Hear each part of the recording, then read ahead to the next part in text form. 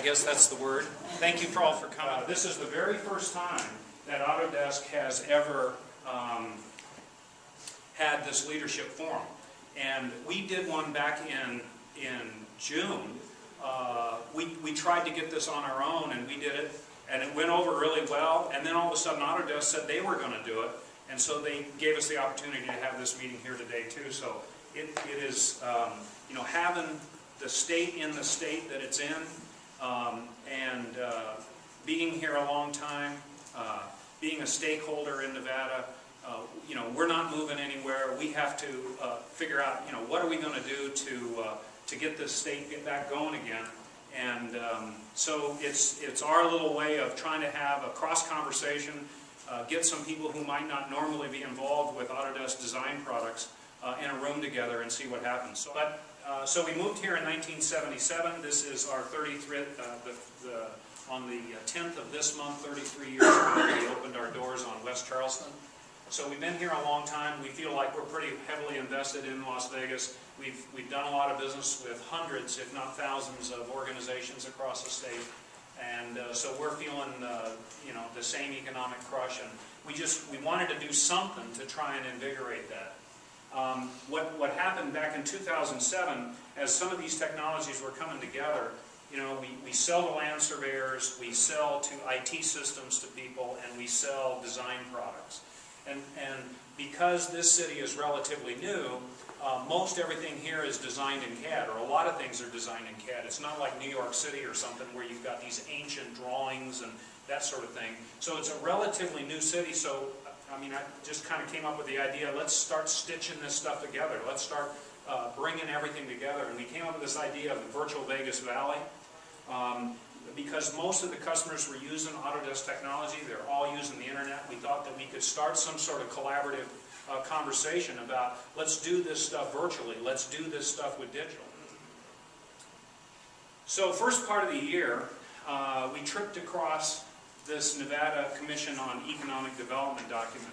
What they did is they took these 37 people and they said, okay, what do we need to do as a collective group of people to get the economic development cranking back away in Nevada? Anyway, we later on in the presentation I'll get into a little bit of the guts of AB 449 that are what we think are applicable to us. So anyway, what you're about to see is not just based on my putting together a bunch of thoughts, but over a lot of time and some very creative work and with some big initiatives that are going on in the state. So that was that. So then, if you haven't, I don't know if you all read the newspaper, watch John Ralston or any of that sort of thing, but this Unify, Regionalize, Diversify document by the Brookings Institute that's got a section here at UNLV, they wrote this report, and you know, one of the things that I really liked, what I was hearing right when I met the Lieutenant Governor at that one meeting was, it's not just to diversify the economy. It's economic development within sectors. So it's very controlled. They're very much concerned about the economy coming and growing in a controlled fashion. They don't want to just bring business just to bring business, which proliferates all different kinds of things. So they've got some different sectors. So anyway, they wrote this report, and this report I thought was pretty well aligned with the report that the Lieutenant Governor's Committee put together. So feel free to chime in anytime, Terry, if I misstate something. But I thought, you know, this get your hands dirty was a pretty important piece of it all. Okay, so out of that report, there are 7 sectors that they identified, which are the overarching sectors. I think the NSED report had 9. Had 9 sectors. So they were very closely aligned. So the committee that the Lieutenant Governor chaired for the time before this came out and this were very close. And what I really liked seeing on this particular report was that I believe the things that we're about to show you here this morning, we affect every single one of them. I think the things that we're going to talk about are intrinsic in every one of these sectors. There's not one of them that gets left out. So those were the sectors. Now, here, getting back to that Assembly Bill 449, what I liked product is broker ideas and technologies and services to Nevada entrepreneurs and businesses. So there's a proclivity to Nevada businesses as much as they possibly can be. And then engage those local entrepreneurs to think. And then this post-secondary educational facility, many years ago, we were contacted by the state because we've been training AutoCAD for like 20 years. And I guess we were so prolific that the state contacted us and said, hey, don't you know that you need to be a post-secondary education facility? So we've been a post-secondary Nevada educational facility for probably 15 years at least. And then this inventory of the existing infrastructure. All of these things, and then we saw this morning that some of these smart devices that can actually help out on these things for just a little bit, and they can do all kinds of incredible things. Dennis was saying earlier that, put some of that technology in a building so that you can sense the crowd, and it'll just be really interesting how y'all react to some of these technologies they talked about. So anyway, these are some of the things that are straight out of that, however many pages that Assembly Bill 449 was, that I thought were interesting to this group and certainly interesting to us. So, I'm going to define a few things up front. This NevBIM is a contraction that we came up with because both Leica, who is the surveying equipment that we represent, and Autodesk, who is the design technology that we represent, limit us to this state.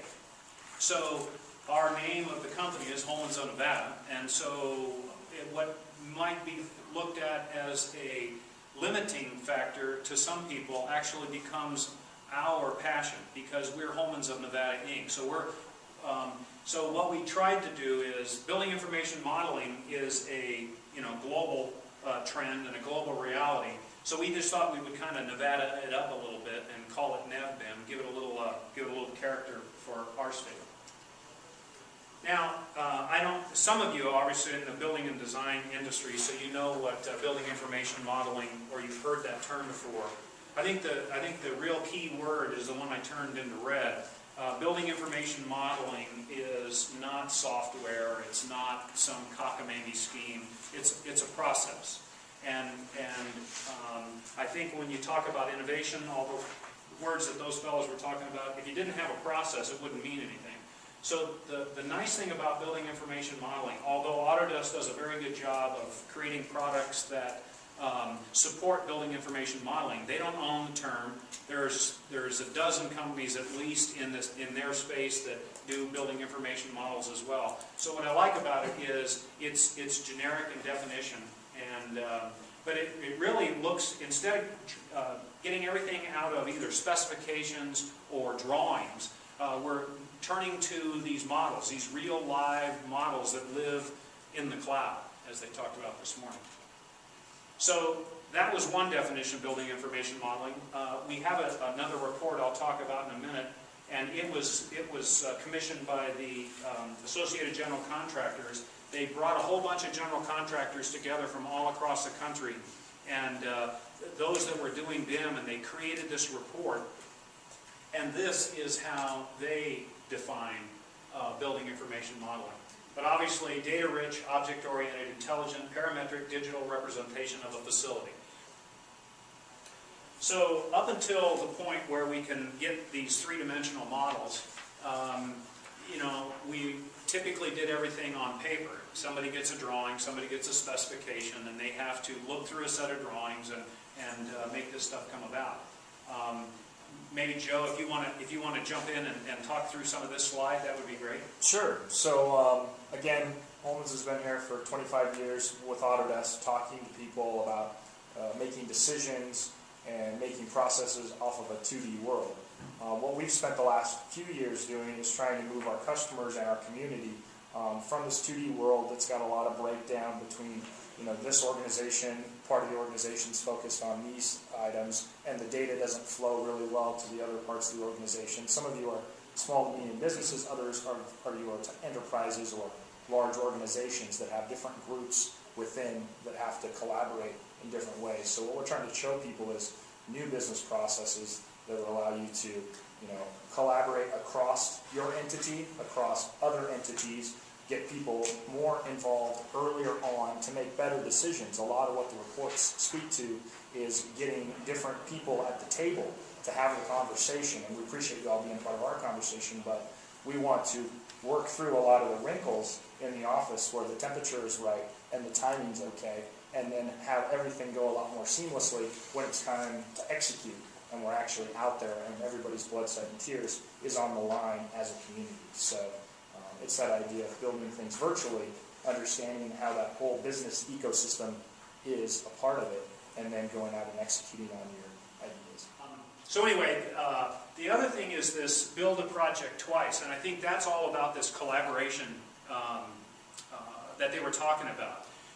We feel that, you know, most any project you do, you could probably build it in the computer for anywhere between 3 and 5% of what the construction cost is going to cost. So between 3 and 5%, have a model that's completely done inside the computer that you can do all kinds of testing with, from marketing to any kind of wind analysis, those sort of things. So the building a project twice, it sounds counterintuitive, that why in the world would I want to build a project twice? But when you build it in the computer, all of those parts now are perfectly formed. They can be sent to prefabrication. They can have the barcodes put on all the pieces of steel so that when they show up on the site, it's like putting together a big erector set. So prefabrication. So building it in the computer, working out most of the wrinkles, most of the collaborative issues inside the computer before you get into the field is a much less expensive way of making sure that your building is going to be right.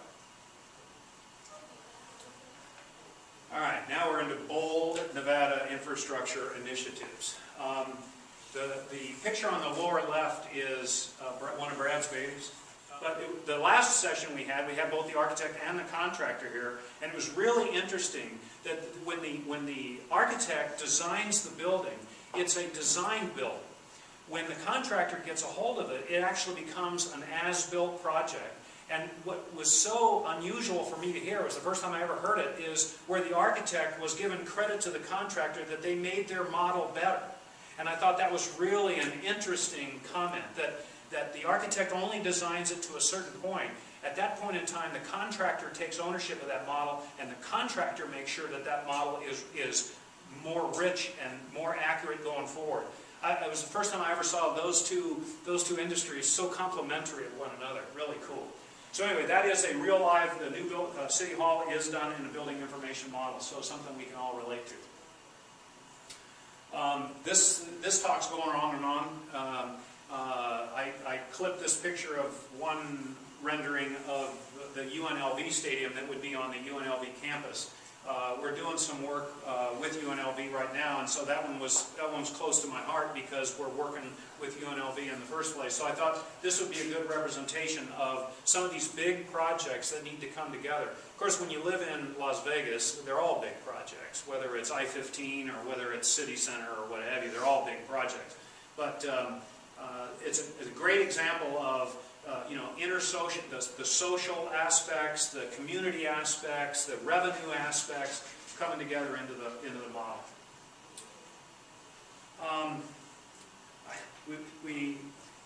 This high-speed rail thing has been an interesting thing to watch, but we believe that some of these technologies can really make that, once you get the ecology side of things out of the way, some of these technologies can really improve how they would design a project that's 400 miles long. We have some really neat things. We're going to have another presentation of another specific product, and some of you will be involved in that next presentation, where we're going to talk about a project for either Interstate 11 or these long corridor type projects and modeling them. So not only modeling at a building scale, but modeling at a state scale, where we take the entire state of Nevada, put it into a 3D model, run a road through the state of Nevada, and see the cost economic impact that would be on something 400 miles long. Then, I don't know, a month or so ago, this was in the newspaper about these solar zones. So what I'm trying to do is build this chart is those 7 things that the Brookings Institute called out is some sort of representation of the projects that are going on. So we have 3 things that we want to put across. Now we're finally in the meat of what we want to talk about. And the first one is what the Las Vegas Valley Water District already has invested in southern Nevada. It's a GPS-based system, and so in southern Nevada, thanks to the Las Vegas Valley Water District and all the base stations they have up, any contractor, any land surveyor, any GIS person, the only thing they have to do is buy 1/2 of a GPS system, because the base stations are all run by the water district. So when in the early days you had to buy both a base station and what they call a rover, which is the little broomstick-like thing that you run around with to pick up an exact geospatial location. But the water district has basically thrown a net over the entire Clark County. So anywhere in Clark County, if you have one of these rovers, you can get an exact position. All you got to do is call Skip. Skip gives you a number, you log on, and he has very sophisticated software that runs this network to make sure that that thing is constantly up to speed. So I'm gonna let Skip talk to it here in just a second. But what we see is if we did it across the entire state, it would create a utility. And it would create a statewide, so you could go anywhere in the state of Nevada, no matter what you wanted to do, and get yourself within a millimeter, Skip, of accuracy? About, 1 to 3 millimeters. 1 to 3 millimeters of accuracy. So as long as you're not inside a building. You have to be outside the building because you can't see the satellites from inside the building. But as long as you're outside the building, you have this, and we see that as a competitive advantage for Nevada. Right now it's a competitive disadvantage because every state around us has a statewide network. We're the only one that doesn't. So we think this is a critical piece of infrastructure that needs to be considered. So this is what it would look like. The circles down here in red are the base station coverage that Skip now has at the Las Vegas Valley Water District. So as they do that pipeline up through there, you can see that they strategically put those base stations so that they can get those measurements going up into that White County area.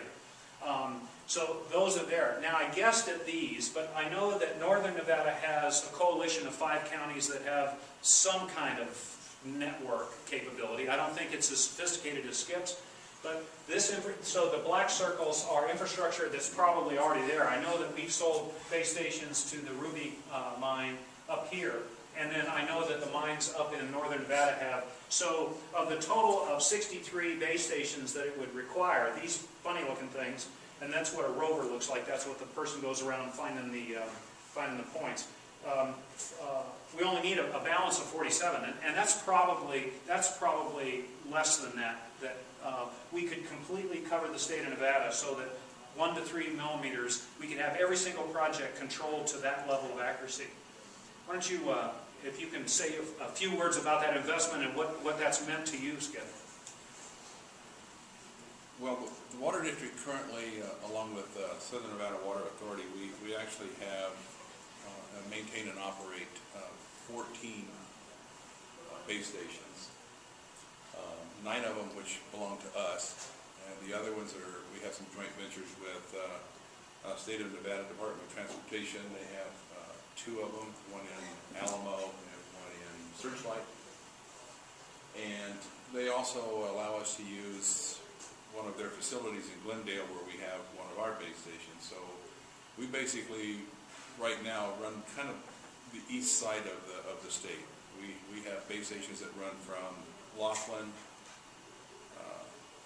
Searchlight, 7 in the valley here, Glendale, Coyote Springs, Alamo, Pioche, and about 35 miles southeast of Ely. So we maintain that corridor. What that does for us is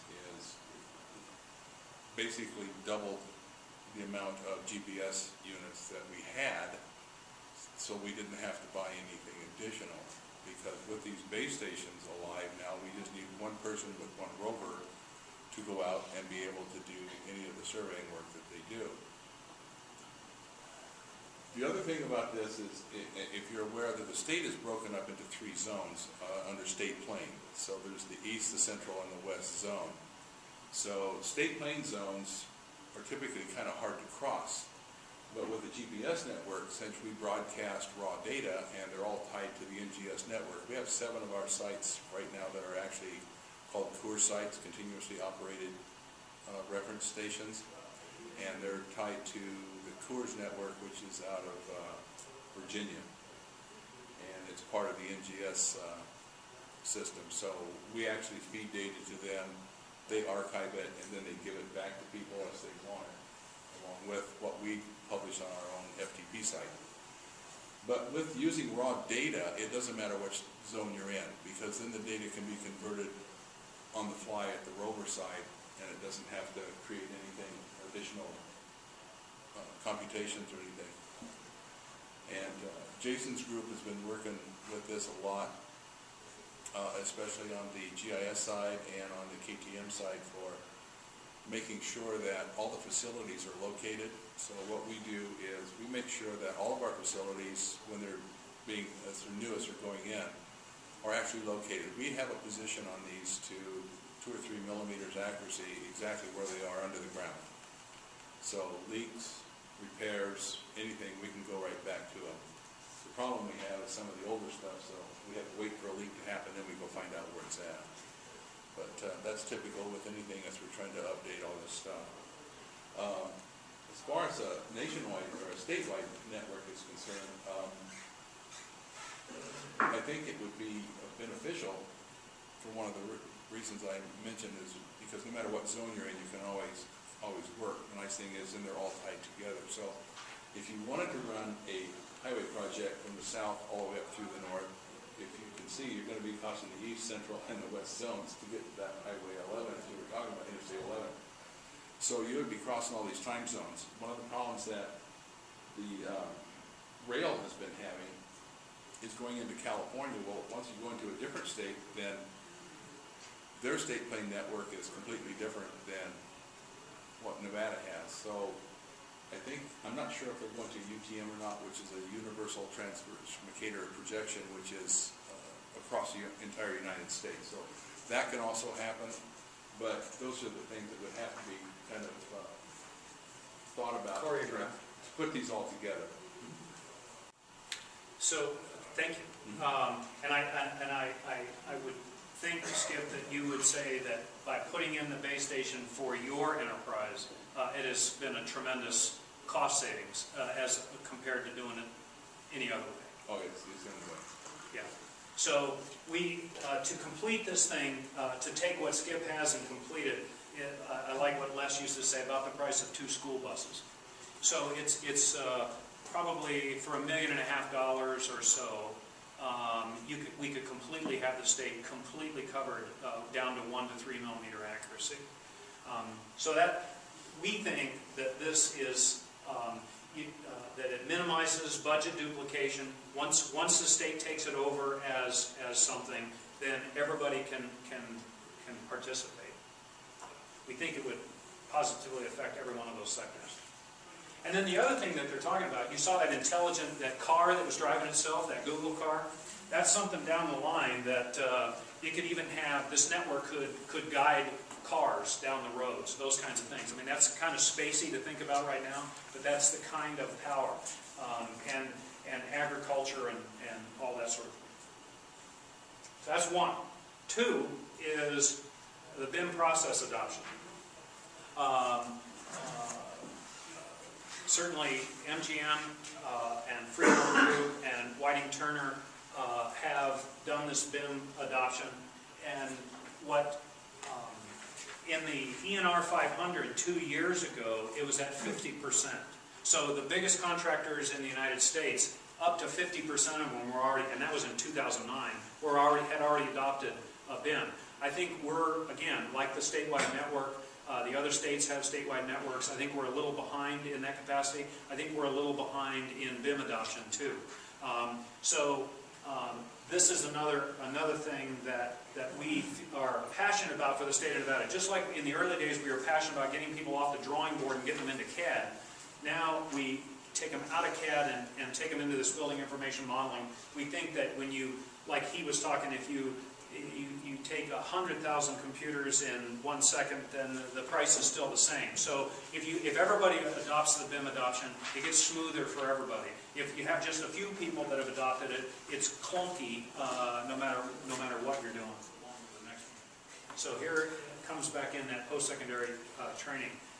Over the weekend, I sent each of you an email that allows you an opportunity to sign up and register for this cloud DVD training. One of the people that we met up with a long time ago created this technology. He actually has a farm on Amazon's cloud, and he has this really unique technology that he can green screen training and deliver it across the internet for about $10 an hour. So I don't want to spend a whole lot of time here, but certainly when I was talking to Stephanie at the Southern Nevada Water Authority, and I think Pat and I touched on it a little bit, is how are you going to get all of these people to adopt this? How are you going to get them all trained? How are you going to make this stuff happen? We believe that this internet-based content delivery system is something that we can train them and certify them over the internet, and nobody even has to leave the office. Thanks to Jack, I had to do a little research on the value of BIM. You know, what all is this stuff worth? And this one was a USC study that I found after my conversation with Jack, because I was trying to find the value of BIM, the return on investment. And they say that overwhelmingly, visualization is the most dramatic thing. When Chip and I first got together, and some of the project that he was working on, he said, you know, what he needed was public outreach. He didn't need to know the engineering. He needed to know how to take the engineering and help the public understand what in the world they were going to build. So I think that's where that visualization comes in. And then clash detection is number 2. So for the architect to be able to show the client what the thing is going to look like, and for the contractor to know that indeed this thing is going to work, those are the 2 biggies on where the payback comes. And then this one over here talks about all the people who've adopted BIM, and they say about 41% of them said that it increases their return on investment. But in this particular study, they're critical, much like critical of the industry, that there's not a lot of sharing going on. So there's no best practices, so there's no measurements for doing real analytical return on investment, because the industry is so fragmented on how it uses it. But they say that 41% of the people say it actually increases their return on investment, and that they say about 12% said it decreased. So it doesn't work on every project. It doesn't work for every project. But then here was one that I found, and this is the only one that I found, Jay, on where it actually talks about return on investment. And this particular document, all these documents are available on our website, as Joe said.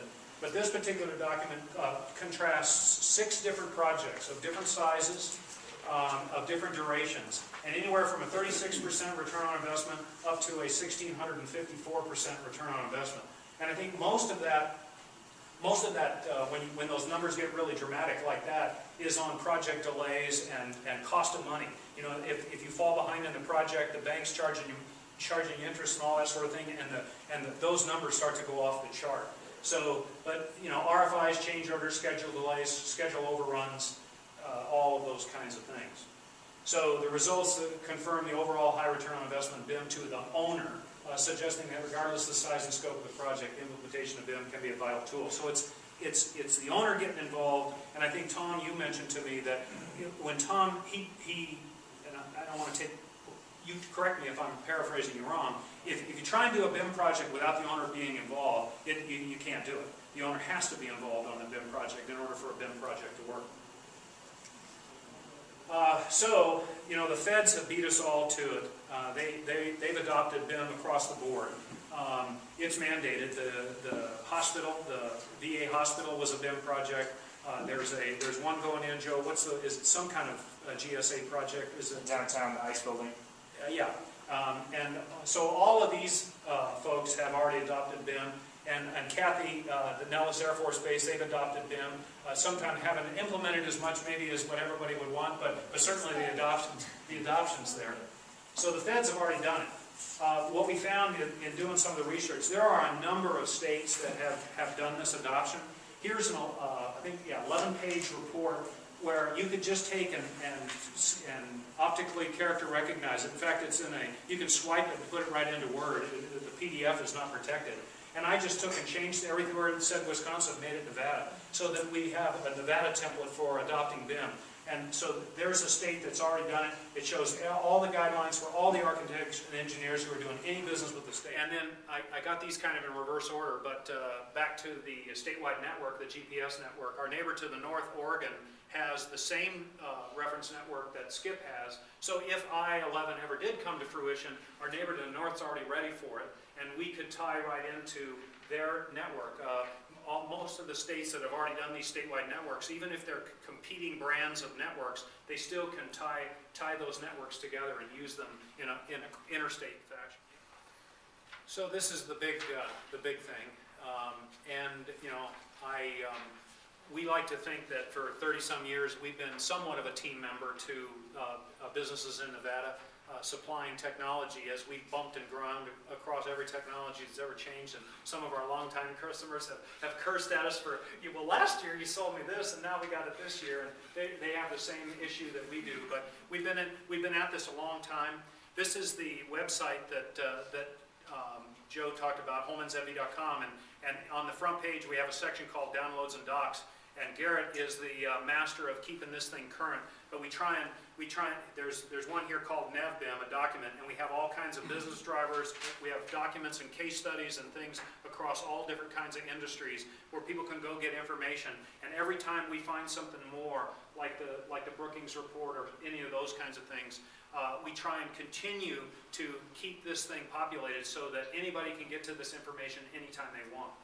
It's not our ideas, it's the best ideas. In the book, The Owner's Dilemma, she references this book by John Cotter called Leading Change, and I thought when I read down through those 8 points, this is the world's foremost expert on change management.